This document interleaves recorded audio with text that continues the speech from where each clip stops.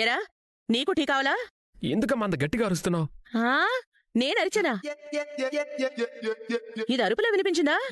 అసలు నీకేమైందిరా? తలనొప్పిగా ఉందిలే. తలనొప్పా? అది నీకెందుకొచ్చింది? అంటే నాకు తలకాయ లేదనా? నువ్వు నవ్వకు.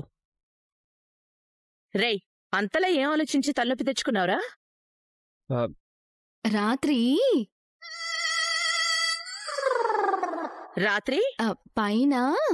పైన కూర్చొని ఏం బిజినెస్ చేయాలో ఆలోచిస్తున్నాడు. అవునమ్మా. ఎరా ఇంత ఆలస్యంగా లేచావేంటి? బా అంత గట్టిగా అరవకమ్మా.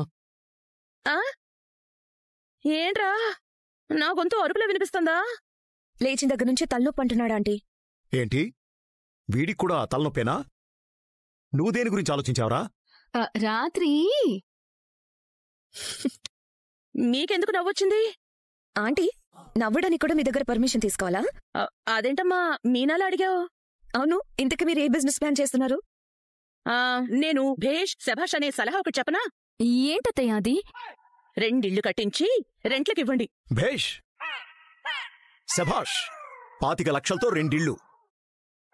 కోళ్లుండడానికా పావురాలుండడానికా? 25 లక్షలకి 2 ఇళ్ళు ఎలా వస్తాయి అత్తయ్య? ఎరా అప్పుడే వచ్చావు? నీకు తలనొప్పిగా ఉందా? అదే నన్ను అలా అడిగావు. వీళ్ళిద్దరూ రాత్రి బిజినెస్ గురించి ఆలోచించి తలనొప్పి తెచ్చుకున్నారంట. అవును, రాత్రి నువ్వు మొదలు పెట్టావా? ఏం జరిగింది రాత్రి? రాత్రి రే కూర్చొని ఆలోచించావు అంతే కదా? అవును, ఒకచోట ఎక్కడ కూర్చున్నావు? 4 కాళ్ళ మీద అటు ఇటు తిరుగుతూనే ఉన్నావు. కరెక్ట్ నాన్న. వాళ్లతో పాటు నువ్వు ఆలోచించలేదా? లేదు నాన్న, వాళ్ళు తీవ్రంగా ఆలోచిస్తుంటే నేను వాళ్ళని చూస్తూ కూర్చున్నాను.